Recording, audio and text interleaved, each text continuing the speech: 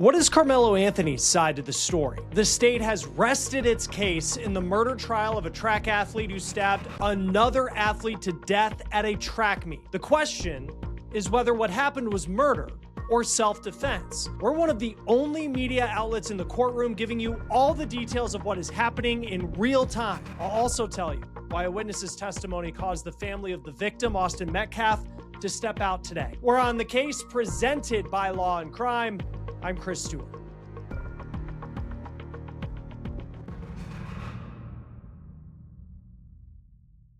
Today, the defense finally began telling its side of the story in one of the most closely watched murder trials in the country. With Karmelo Anthony's future hanging in the balance, his attorneys are now trying to reshape the narrative jurors have heard for days, offering a version of events that could determine whether he walks free or this teen spends years, if not the rest of his life, behind bars. But looming over the defense is a question that has haunted this trial from the very beginning. Why did Karmelo Anthony have a knife at a high school track meet that day? After days of testimony from prosecution witnesses, the defense called Anthony's track coach as its first witness. And from the moment he took the stand, jurors heard a different account of what happened in the moments leading up to the deadly confrontation.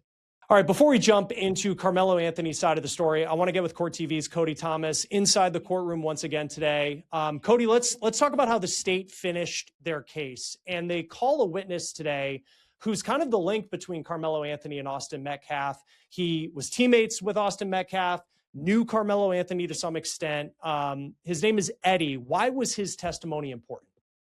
So we've heard this Eddie character's name, Chris, throughout the entire duration of all the student witnesses that have taken the stand. He is the common denominator. We heard a lot of people saying Karmelo knew Eddie. He came over and dapped Eddie up, gave him a handshake. Eddie was a childhood friend of Karmelo's now ex-girlfriend. So that's the connection there. Now, based on all the testimony that the students brought up during the prosecution's case, they were all saying that Eddie and Karmelo looked like they knew each other. It was the obvious link. That's what the defense kind of talked about in their opening statements. Of course, some people under the tent said they didn't know who Karmelo was, but they looked over, he was sitting next to Eddie. Everything came back to this guy named Eddie. All right. So I was thinking, as I've been sitting there for the past few days, that Eddie was going to be a defense witness, because if he's great friends with Karmelo, then obviously, he'd fend for his friend, I would say. But one thing I was thinking before he got called was, if he knew Karmelo, why wouldn't he stand up and let everybody know, when all the commotion started, hey, this is my friend, he's here with me, blah, blah, blah. Everything's cool. But never heard that from any of the students' testimony. But anyway, Eddie gets on the stand today. They're going through his testimony. He's about 5 or 10 minutes in. And then Eddie kind of all but says he knew who Karmelo was. They were cool, but he verbally said, I wouldn't say we were friends. It was just kind of someone that he knew. Okay, cool. Now we move on to the cross-examination by the defense. And this is, I feel, was a little bit of a win for the defense. They showed a whole bunch of pictures of Eddie and Karmelo at these different group settings, at Eddie's house, no less. There was 50th birthday parties for Karmelo's ex-girlfriend's mother. Remember, Eddie and the girlfriend, this girl named Valeria, they were the ones that knew each other, and Karmelo was, I guess, the third party, you would say. So when they had these family functions, Karmelo obviously was there. Okay, they showed some group photos, kind of establishing. And then, here's another defense win to me today. They showed photos of Karmelo and Eddie together, just being teenagers goofing off. One is playing a guitar. They're making silly faces at the camera. So Eddie gets up there under direct examination saying, yeah, I know him, but, I wouldn't say he's a friend. But then the defense pushes back and is like, hey, if you're not friends, why do you have all these pictures together? But the crux of Eddie's testimony today, though, Chris, was that he definitely got emotional talking about Austin's death. He said Austin was like a brother to him. He said that on the stand. And when he was describing, everything that he saw that day, when he came back and saw Austin had a hole in his chest, he immediately choked up and started crying instantly. They had to walk up there and give him Kleenex. And there were some new people in the gallery today, Chris. There were 5 young boys, presumably former teammates, former classmates of Austin Metcalf. And when they were describing that as well, 3 of those 5 boys started crying themselves. And, these are, big football player-esque guys, and they were crying too, just showing the emotional weight that this still carries. And, Karmelo sitting there, he's taking it all in. I'm looking at him on his at his table with his defense as this testimony is going on, still sitting there stoic. I don't know what's going through his head. I'm sure he's realizing the gravity of what's going down, but his defense, the state rested today. So his defense is up, and they've called 3 witnesses so far, 2 students included, one of those being one of Karmelo's friends, too. Yeah, and there's been a lot of time spent for both the prosecution and the defense kind of establishing like why Karmelo Anthony was under this tent, because from the state's perspective, they've hammered this like tent culture of track and field where it's like you don't go under the tent of another school. But then with this Eddie character coming into play, like the defense is really trying to show that like Karmelo may have been invited under the tent. That's why he's there. I wonder just how much any of that matters, because I just think of like if you're a juror, it's like, when do you enter like the bubble of the information that matters, of like the interaction when we talk about things escalating to the point where Austin Metcalf, maybe it's a hard shove, maybe it's a soft shove, that happens. And then you have Karmelo Anthony responding with this stab wound that eventually takes Austin Metcalf's life. And that kind of leads to a witness that came, one of the final witnesses for the state today, the medical examiner who conducted the autopsy on Austin Metcalf. And before we talk about that part of it, I know you've been sitting kind of near the family of Austin Metcalf. And I know there's been body cam video, there's been 911 calls. I mean, it's just the weight of what they're going through. It's just hard to imagine. What did you see prior to that witness being called? So, the student witnesses wrap up, and there was this sort of announcement. All the media, as you mentioned, we're all sitting behind Austin Metcalf's family. All 9 members of the media are behind them. So before this medical examiner comes up, there's an announcement that she's going to be the next witness, to which the prosecution turns around. If you don't want to see or hear about any of these things, I'd advise you to leave the courtroom, because now you're about to get into, the injuries and talking about them. And I was sitting there thinking we were going to see the injuries. We didn't. The jury got to see 4 pictures of it, but us in the gallery did not see those things, but they were describing it in detail. So anyway, the prosecution announces medical examiner's coming in. If you don't want to hear any of this, go out. Austin Metcalf's mom gets up and goes out immediately, along with some other family members and some people in their camp as well. His dad, Jeff Metcalf, initially said no. He nodded his head. I was sitting right behind him. He said he didn't want to leave. And then the prosecutor kind of makes a face and just goes, I advise you to leave. I could hear it was kind of a whisper. It wasn't, an announcement. It was more so a direct to him, to which Jeff Metcalf finally got up and left. And, we heard about this 2-inch gaping wound. She described gaping, and she described the difference between gaping and a slit style stabbing wound. Where gaping is more of it's kind of like filleted open, not to be insensitive to it, but that's the way she kind of described it on the stand. And that it was a 2-inch deep wound that hit the cartilage of Austin Metcalf's sternum and actually pierced one of the ventricles in his heart. So he was literally stabbed in the heart, which is likely why the CPR and life-saving efforts weren't working, because no matter how much the heart was pumping out, it was leaking, from the source. So it was really establishing the gravity of the wound. And the jury, again, got to see 4 pictures. 2 of them were Austin Metcalf on the autopsy table, and 2 of them were the heart removed from the body. That's what the medical examiner was describing they were seeing. So, of course, I'd imagine that a family didn't want to hear that. So mom, dad, and some other people, I don't know who they were, maybe the aunts and uncles, maybe it's just family, friends, and supporters of the Metcalf family. They all got up and left, about 7 or 8 of them. And I wonder, too, I mean, I know from the first responders who were there, the people who interacted with Karmelo Anthony right after all of this took place, where it seemed like he didn't think that what had happened was going to lead to Austin Metcalf's death. But then you hear about, the medical examiner, I think, straight up said something along the lines of like, there's no way that he could have survived this. Even if he was on an operating table, like a surgeon might not have been able to save him. The wound was that bad. It absolutely was that bad. And those are the exact words that she said. And then one word that stood out to me, Chris, that she said, she starts describing the 5 manners of death, and to which she, classified this one as a homicide. And when she explained homicide to the jury, she said the intentional, bringing about of death by another human being. But the key word to that to me was, Chris, and I thought the prosecution would harp on a little bit, was intentional. It wasn't like accidental. It wasn't this and that. She said the intentional causing of harm that results in death by another human being. So I thought that was a powerful thing, that she said on the stand. And you just wonder, too, like a statement like that, just that one line. And then I also know from some of these student witnesses who have just very bluntly said they don't believe that this is self-defense. We're going to talk about the defense side of things here in a moment, and kind of from Karmelo Anthony's perspective, what they're trying to say. But you just wonder over the last couple of days, with so many people just bluntly saying that to the jury, what impact that's going to have. Now, the state ends up resting. Before we get to the defense, I know that there was a quick motion that the defense raised right as the state ended up resting. What Mhm. was that about? Yeah, the defense immediately motioned for a directed verdict. And in layman's terms, that pretty much means that the defense tells the judge, hey, I don't think the state really proved their point beyond a reasonable doubt. And if it was granted, the judge would be like, you know what, you're right. And pretty much grant this in favor of the defendant, to which there would be a not guilty and the defendant walks free. But the motion was almost immediately denied. The prosecutor said a few words, maybe 10 seconds, and then the judge looked over to the defense, Mr. Mike Howard, and said, yeah, your motion's denied. So they tried for the directed verdict before they started their case. Then we took a recess and came back in for the defense to actually start their case. Now, when it comes to the defense's case, the first witness they called was Karmelo Anthony's coach. And so we heard from Austin Metcalf's coach on the state side. What did he say? He was talking about they started off humanizing this defendant here, because let's not forget, we have a victim here, but this kid's liberty is at stake as well. He's claiming this self-defense and saying that, he feared for his life, which valid if he did. So this coach gets up there and he's talking about how Karmelo was this athlete who's on the football team, and they presented an exhibit of what they call the captain's awards at his school, to which you see Karmelo's name engraved as the captain in 2024 during his fall senior season. And they also pointed out that that is voted upon by the students, pretty much trying to show that, Karmelo Anthony is a reputable guy. He's somewhat of a leader. He looks like a leader to his classmates and his teammates. So they talked about that for a little bit, and then they got into the we've heard the tent culture. That was what a lot of this has been, that phrase has been circulating around in the courtroom, talking about each tent is like each locker room for each team. Therefore, people should not be hanging under the tents.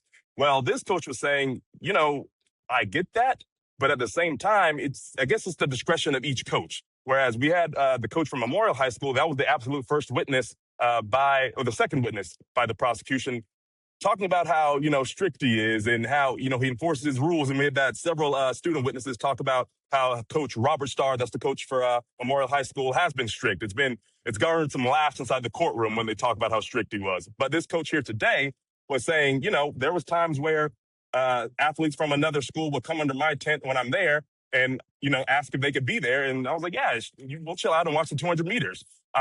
But what the prosecution harped on during that, when they got under cross-examination, was, he specified when you were there as a coach, as a supervising individual, versus, just the teenagers running free, because this coach also specified that they like to have a coach at the tents at all times just to watch teenagers, not thinking about crimes. You got boys, you got girls, you got a lot of hormones. You want to keep everything in line with a bunch of teenagers. So, started off with, positivity for Karmelo, which obviously his side is in support of. But when it got to cross-examination, it just seemed like the prosecution was just ready for everything that this coach had to say and tried to dispute anything that was being said.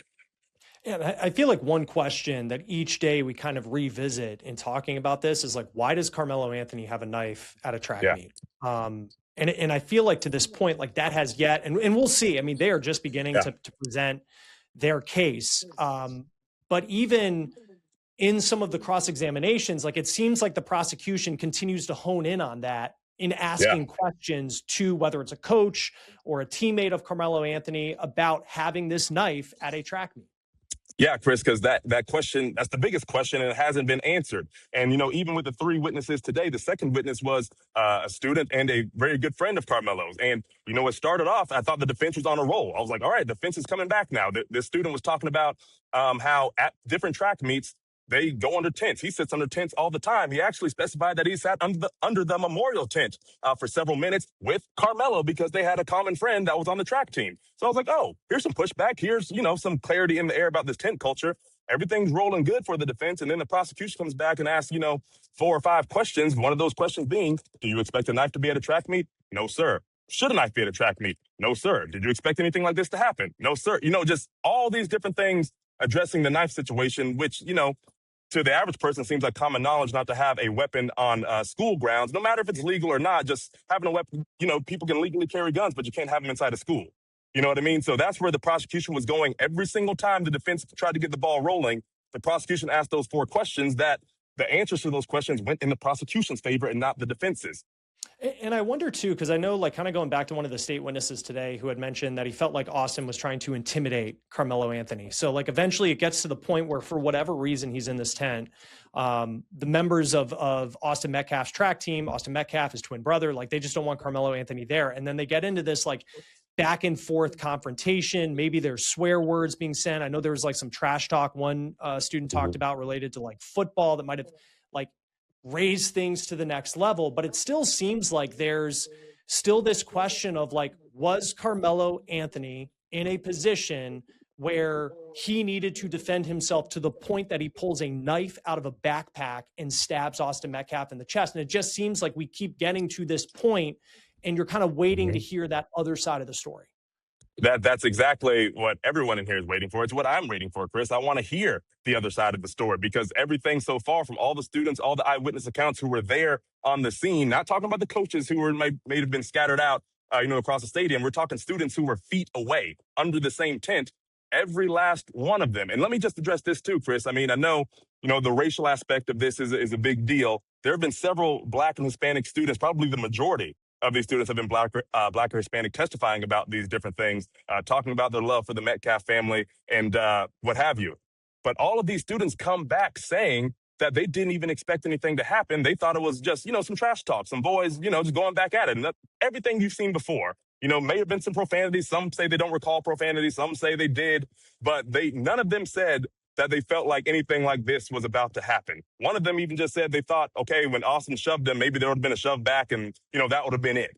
But every last one said everything happened so fast, and then they didn't even realize what happened until Austin pulls his shirt up and they see a hole in his chest. So to your point, Chris, I'm waiting to hear the defense, whether maybe Karmelo Anthony will take the stand and testify about his own fears, which I would love to hear. I would love to hear both sides. That's how we get a fair trial. But right now, as of now, we haven't really heard anything that results in self-defense by lethal force. In fact, one of the students today said, the question that the prosecution has been asking towards the end, do you feel this was self-defense? Many of the students just say, no, sir. One said, no, that was lethal force versus non-lethal force, which, fair point. Yeah. And again, like those are kind of just, if you're a juror sitting there and you hear that, how do you counter it from the defense's point of view? And I think of like, does Karmelo Anthony take the stand? And like, we may be like a good ways away from like whether or not that is going to be a possibility. But I do think like every single witness to this point who was there, who saw this, because he's under an opposing team's tent, like these are friends of Austin Metcalf who are testifying. So that is certainly a disadvantage, just frankly saying, for Karmelo Anthony and giving his side of the story. And he may be the only one who's able to give his side of the story when it comes to the defense. Before getting to the final witness of today, who I think had like an interesting perspective on things. What did you see from the jury today? Because I know yesterday, the day before, like there were some really emotional moments. You could tell that the jury was getting emotional. Yeah, not so emotional today, Chris. They were more so focused than anything, especially during the moments they saw those autopsy photos and, Austin Metcalf's heart literally out of his body. I was looking for some kind of visceral reaction, but they just all seemed to just really, just sitting there, just looking, just nodding. They're going back and forth. They're walking up and down, the jury box, showing them these photos, explaining what they're seeing and, getting into all the medical terms and everything, which I'm sure, some of them probably received that, but most of them are probably just receiving the visuals that they're looking at. But they were just very focused today, very focused, just, really listening to what was being said in court. Sometimes I see their eyes wander to the prosecution's table. They'd wander over, look towards the other side, towards Karmelo Anthony, maybe looking for how he'd respond to any of these things, but nothing really emotional from that jury here today. Well, and I know from, Austin Metcalf's family, like we've talked about, like his dad at times will put his hand or his head in his hands, and you understand why with that emotion. From the supporters of Karmelo Anthony, I don't know which family members are there behind him in court. Like, what is their emotion as all of this is going on? It's just strict stoicism, Chris. No crying. I've seen, some men with their arms around what I presume to be their wives or girlfriends or maybe even daughters. There's a collection of them over there, maybe 15 to 20 of people on Karmelo's side, same amount over here on the Austin Metcalf side, but they're sitting there, no real tears, no one's really wiping any tears, but really just listening and taking it all in. Just stoic is the only way I can put it. Now, when it comes to this final witness, we won't say their name because he's 17 years old. He is a student at Memorial High School, which is Austin Metcalf's high school. And in just kind of reading the notes of the day here, when it came to the defense questioning him, and he was a defense witness. So this is someone who knew Austin Metcalf, was on the team, and the defense is calling him.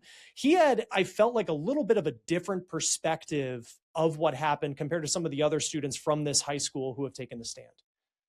Yeah, Chris, and it was interesting before he took the stand, or right when he took the stand, the defense attorney said that they had not talked before. It was like, yeah, sir, we haven't talked before. It was just 2 minutes right now in the hallway.